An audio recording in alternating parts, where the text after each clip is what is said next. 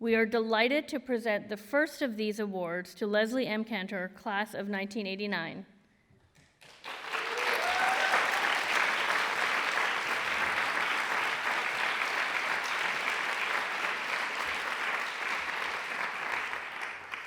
Leslie, educator and advocate, leading expert on sexual and reproductive health with the needs of women at the heart of your life's work.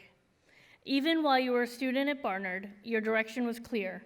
You founded and led AIDS peer educators and created a student-run HIV/AIDS education program that later expanded to include all the undergraduate colleges at Columbia.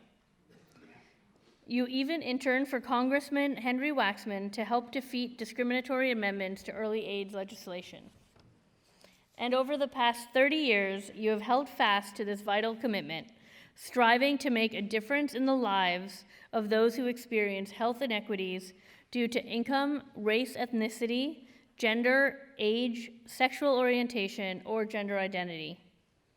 With graduate degrees from Mailman School of Public Health and the Columbia School of Social Work, you have held leadership roles at the Sexuality Information and Educational Council of the U.S. Planned Parenthood of New York City, the Planned Parenthood of New York City, and the Planned Parenthood Federation of America.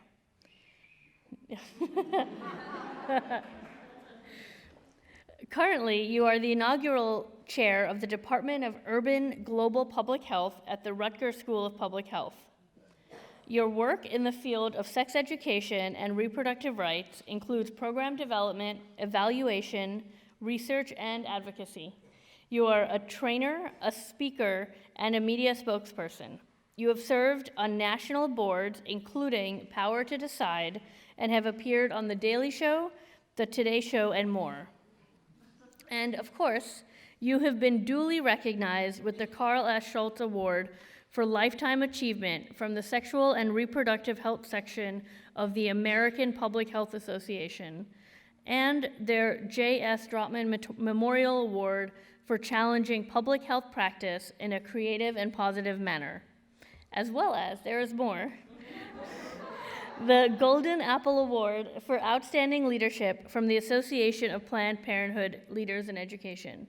So Leslie, in honor of your milestone 30th Barnard reunion, we are delighted to present you with one more, the Millicent Carey McIntosh Award for Feminism, in the spirit of Barnard's own Mrs. Mack, who encouraged alumni to make the world a better place for women. Please join me in welcoming Leslie M. Kantor to the stage. It's so great to see all of you, and what I want to do is I want to do what Lori did and tell you what I thought when I got the FedEx, but I'm 5 years older, and I can't remember what I thought when I got the FedEx. So I want to start by thanking Leah Copperman, who was my classmate, my friend, and political co-conspirator now for many, many years, for nominating me for this award. And I have a terrific group of people who are 100% in my corner, who are with me here today. So I want to shout out my son, who, when I told him I got this award for feminism from Barnard, he said, well, if you're going to get an award for feminism, that's the place to get it from.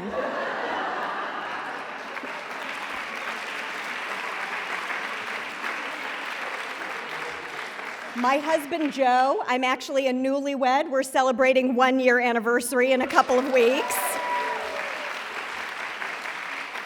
My brother, Doug, who traveled to be here today. My good friends, Jennifer and John. And John is kind of holding up all of the people who have given me professional opportunities. He hired me onto the faculty at the Mailman School of Public Health without a doctorate. I've since gotten one, so he's not violating any rules, but it really sometimes takes people who see your potential, right, and put you in roles that you're maybe not even quite ready for, and that's how you get these kinds of chances. And then all my 1989 peeps who are here, including my college boyfriend, Dushan, and that's like a really cool thing for him to show up for this, wouldn't you say?